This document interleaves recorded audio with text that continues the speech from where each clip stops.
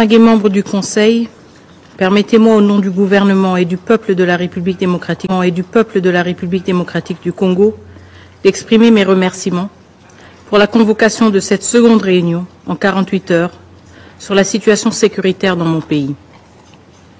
Je tiens à saluer l'engagement de la présidence algérienne du Conseil, ainsi que les efforts constants de ceux qui, malgré les vents contraires, œuvrent sans relâche pour la paix et la sécurité internationale. Avant de poursuivre, permettez-moi de saluer le sacrifice ultime consenti au cours des dernières 48 heures par les soldats de la paix de la MONUSCO et de la SAMI-DRC en République démocratique du Congo. Je rends également hommage au courage et à la résilience des forces armées de la République démocratique du Congo, ainsi qu'à la mémoire des populations civiles congolaises victimes de l'assaut impitoyable du Rwanda. Nous, la République démocratique du Congo, reconnaissons également les pertes en vie humaine parmi les soldats rwandais au cours des affrontements, tandis que le Rwanda persiste obstinément à imposer son faux récit prétendant ne pas mener une guerre en République démocratique du Congo. Cette position coûte cher aux familles des centaines de soldats rwandais tombés dans cette guerre insensée. Même si leur propre pays refuse de les reconnaître, de leur rendre hommage ou d'accorder à leurs familles le droit de pleurer leurs pertes, nous, la République démocratique du Congo, savons combien la guerre dépasse toutes les frontières. Nous reconnaissons que la folie dans laquelle Kigali nous a entraînés fait des victimes partout. En ce qui concerne le mouvement de protestation observé ce matin dans la ville de Kinshasa, j'aimerais ici rassurer nos partenaires que le gouvernement de la République démocratique du Congo a pris toutes les mesures nécessaires pour assurer la protection des missions diplomatiques accréditées en République démocratique du Congo. Ces incidents, profondément regrettables, ne reflètent en rien l'engagement constant de notre pays envers le respect du droit international et des principes qui régissent les relations diplomatiques. Aujourd'hui, si nous sommes ici encore une fois, en moins de 48 heures, nous devons impérativement avoir le courage de nous poser cette question. Quel impact concret la déclaration de ce Conseil? Quel était l'impact concret de la déclaration de ce Conseil du 26 janvier? Monsieur le Président, à Goma, les forces armées de la République démocratique du Congo, soutenues par la MONUSCO et les troupes de la SADC, continuent à bravoure à combattre. Mais cette défense héroïque et déterminée ne saurait masquer l'ampleur du drame. Une fois de plus, les soldats de la paix, dont 4 soldats sud-africains de la SAMI-DRC, ont payé le prix ultime de leur détermination. Ces victimes de plus ne sont autres que le résultat d'actes criminels constitutifs de crimes contre l'humanité, de crimes de guerre perpétrés par les RDF en toute liberté et sous silence de ce Conseil. Mesdames et Messieurs, permettez-moi une parenthèse. Parmi les 4 valeureux casques bleus sud-africains tombés à Goma, l'un d'entre eux n'a pas succombé directement pendant le combat, mais il a succombé à ses blessures. Ce drame illustre tragiquement la réalité actuelle. Des vies se perdent dans une ville assiégée, privée d'électricité, d'eau, de voies d'évacuation. Tel est aujourd'hui le sort de millions de personnes à Goma, piégées, sans accès à l'eau, à l'électricité, à la nourriture ou à un abri sûr. C'est la tragédie partagée par les citoyens congolais, ainsi que par des milliers de soldats de la paix et d'humanitaires pris au piège. Je remémore les mots poignants de la représentante spéciale, Madame Bintou Keïta, il y a 2 jours. Nous sommes piégés. We are trapped. Les dernières 24 heures, plus de 100 blessés ont été accueillis dans les centres de santé du Comité international de la Croix-Rouge. Et la situation humanitaire continue à se dégrader, avec plus de 500 000 nouveaux déplacés dans la province du Nord et du Sud Kivu, pour le mois de janvier uniquement. Les forces de défense rwandaises et leurs supplétifs du M23 ont franchi nos frontières, occupé nos villes et nos villages, chassé nos compatriotes de leurs foyers et instauré une administration parallèle, en violation du droit international, et ce, en violation des positions claires de ce Conseil. Jusqu'à quand le Rwanda continuera-t-il d'abuser votre respect et de votre autorité? Quel instrument international doit-il encore violer pour que ce Conseil prenne enfin les mesures nécessaires contre Kigali? de la Charte des Nations Unies, au droit international humanitaire, aux droits de l'homme, en passant par les processus de paix de Luanda et de Nairobi, le Rwanda a prouvé que vos déclarations ne lui importent guère. Le cessez-le-feu du 4 août 2024 n'a été pour lui qu'une chimère et il s'est pris d'ignorer vos avertissements du 26 janvier, allant jusqu'à bombarder des hôpitaux et des maisons dans la ville de Goma. Pas plus tard que dimanche le 26 janvier, le Rwanda, pays contributeur en troupes des Nations Unies, par le truchement de son représentant, a considéré ce Conseil comme complice de sa déstabilisation, allant jusqu'à associer la MONUSCO à cette démarche invraisemblable. Si cette stratégie a porté des fruits par le passé, le temps de la manipulation et du mensonge est désormais révolu. La vie de la population civile, privée de moyens de subsistance depuis maintenant 4 jours à Goma, dépend des décisions que vous devez prendre aujourd'hui. Nous ne sommes pas venus aujourd'hui pour vous dire ce que vous ne connaissez pas, mais nous sommes venus vous demander de prendre le courage de faire ce qui est droit et ce qui est dans vos prérogatives. Les vies des civils ne peuvent pas être pendues à la machinerie politicienne qui observe sans agir. Nous exigeons des actions. Reconnaître la responsabilité du Rwanda dans les violations multiples de notre souveraineté, ainsi que dans les atrocités qu'il commet, a été insuffisant pour qu'il cesse sa poursuite du conflit. Les victimes ne sont plus seulement congolaises. Le Rwanda a frappé l'Afrique et l'Amérique latine, en tuant des militaires sud-africains, malawites et uruguayens venus protéger les civils. Il a frappé ce Conseil en tuant des casques bleus de la MONUSCO. N'est-ce pas une preuve suffisante pour vous que lors de chacune des réunions convoquées par ce Conseil, la liste des orateurs regorge de pays d'Afrique et d'ailleurs, cherchant à vous pousser à agir? Dimanche, c'était l'Afrique du Sud, le Burundi, l'Uruguay. Aujourd'hui encore, nous sommes rejoints dans un esprit de solidarité par nos frères et sœurs de l'Angola, de l'Afrique du Sud, de l'Uruguay, du Guatemala, du Zimbabwe, du Sénégal, du Burundi. Tous ont répondu, car l'humanité est en jeu. Tous sont venus voir ce que vous allez faire.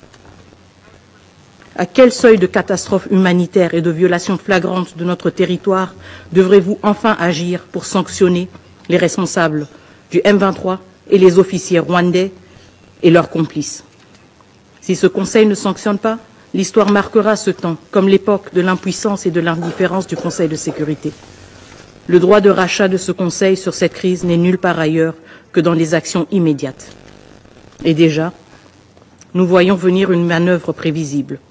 Le Rwanda, qui a délibérément dirigé cette guerre sur le territoire d'un autre État souverain, le nôtre, commence à revendiquer que les combats atteignent son propre sol. Mais que pouvait-il espérer? Une guerre, Excellence, ne connaît pas de frontières. Elle est sale. Elle consume tout sur son passage, les forts comme les faibles. Les 72 dernières heures ne sont qu'un échantillon de la tragédie régionale qui menace. Une tragédie que le peuple congolais connaît depuis des décennies. Une tragédie nationale que ce Conseil peut encore arrêter et une tragédie régionale que ce Conseil peut prévenir par une action résolue et courageuse. Monsieur le Président, certains voudraient faire croire que l'inaction est une solution africaine. Nous sommes un pays africain sous attaque. Mais cette attaque dépasse nos frontières. Elle est une attaque contre le multilatéralisme, contre les principes même des Nations Unies, contre chacun de nous. Laisser cette crise s'enliser sous prétexte qu'elle serait un problème africain, nécessitant une solution africaine, revient à trahir l'esprit de solidarité internationale qui fonde cette organisation et l'esprit de responsabilité, de sécurité collective qui justifie même votre présence comme membre de ce Conseil. Nous réitérons avec insistance nos 5 demandes urgentes. 1. Le retrait immédiat des troupes rwandaises et la cessation des hostilités. 2. La mise en place de sanctions ciblées contre la chaîne de commandement des RDF et les décideurs politiques rwandais. 3. L'imposition d'un embargo sur les ressources naturelles déclarées comme rwandaises, en particulier le coltan et l'or. 4. La révocation du Rwanda en tant que contributeur de troupes aux Nations Unies. On ne peut être à la fois agresseur et prétendre jouer un rôle dans la promotion de la paix. 5. La transparence totale sur les transferts d'armes au Rwanda. Ces transferts doivent être arrêtés immédiatement pour empêcher qu'ils continuent à alimenter la violence et l'instabilité. Monsieur le Président, nous sommes ici parce que C'est ici que le monde doit gérer ses défis. C'est ici, si ce Conseil échoue, la rue va s'en charger. Comme vous le savez très bien, la rue n'a pas d'ordre, ni de tempérament. Il y a 48 heures, devant ce Conseil de sécurité, nous avons une nouvelle fois attiré votre attention sur la déclaration de guerre du Rwanda contre mon pays. Une balle qui frappe dans le cœur ne saurait laisser le reste du corps indifférent. La République démocratique du Congo est en guerre et face à cette agression, l'inaction collective semble malheureusement embraser cette situation jusque dans sa capitale. Je réitère ainsi, encore une fois, que le gouvernement de la République démocratique du Congo condamne avec fermeté toute attaque contre les missions diplomatiques accréditées en République démocratique du Congo. Cependant, l'indifférence n'est plus une option. Ce Conseil ne devrait se permettre de rester passif, car chaque jour sans réponse concrète fait grandir le prix du silence. Le moment est venu pour ce Conseil de démontrer son courage et son engagement. L'histoire retiendra vos choix. Que cette Assemblée soit le rempart de la justice et de la dignité humaine. Je vous remercie. Aux séances, le Rwanda a présenté ses condoléances après la perte de casques bleus, mais les casques bleus n'ont pas perdu la vie dans un processus, ils ont été tués. Deuxièmement, le déploiement de forces de la SADC via la SAMI-RDC n'ont pas été déployés de façon unilatérale par la RDC. Non, ces forces ont un mandat venant de l'Union africaine, une organisation dont le Rwanda est membre, même si clairement son comportement en RDC viole les principes de l'Union africaine. Ensuite, le M23 s'est exclu lui-même du processus de Nairobi en procédant à de nouvelles attaques contre les FARDC. Le gouvernement de la RDC a toutefois dit qu'il était disposé à inclure de nouveau le M23 dans le processus de Nairobi. Nous refusons d'accepter les tentatives du Rwanda à élever le M23 au niveau d'un interlocuteur qui serait digne de s'asseoir à la même table qu'un gouvernement légitime. 30 ans après, nous ne sommes jamais abaissés à ce niveau. Nous n'avons pas demandé au Rwanda de s'entretenir avec ses frères et sœurs, les FDLR, qui sont toujours dans notre pays. Ensuite, en matière de changement de régime, nous rappelons à la délégation rwandaise que le M23 a dit à plusieurs reprises sa tentative et ses intentions de marcher sur Kinshasa. Le M23 qu'appuie le Rwanda aujourd'hui. Il y a une différence entre les mots et les actes. Les actes du Rwanda aux côtés du M23 sont bien des actes qui ont pour visée de faire tomber un gouvernement légitime. Pour ce qui est des processus de Luanda et Nairobi, nous rappelons aux représentants du Rwanda que la RDC n'a jamais quitté la table des négociations. C'est le Rwanda qui n'est pas venu, c'est le Rwanda qui n'est pas venu lorsque le président Lorenzo nous a invités. Le président Kenyatta était présent lui aussi. Le président Tshisekedi, lui, a honoré sa promesse.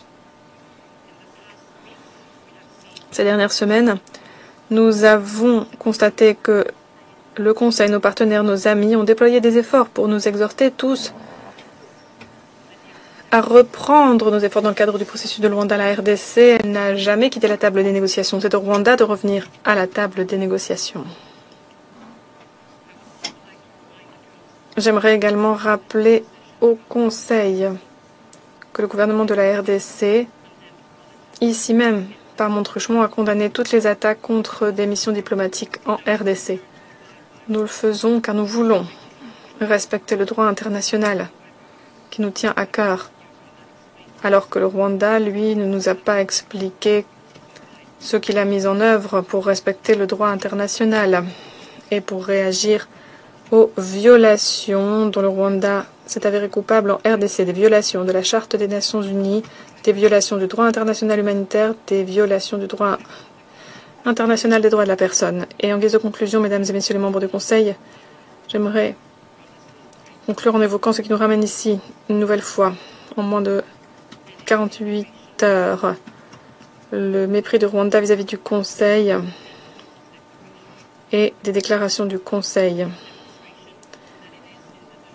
Le Rwanda a montré qu'il se berçait d'illusions, étant convaincu qu'il y avait une exception rwandaise en matière de droit international. Mais ce qui nous rassemble aussi, c'est ce choix. Ce choix du Conseil, voilà 2 jours. Le Conseil a choisi les mots et non les actes. Pourtant, ce Conseil pourrait agir. Il est dans une posture unique en réalité. L'acteur le mieux à même pour agir. La question se pose donc encore au terme de cette séance. Le Conseil est-il disposé à agir ou refuse-t-il d'agir? Merci. I thank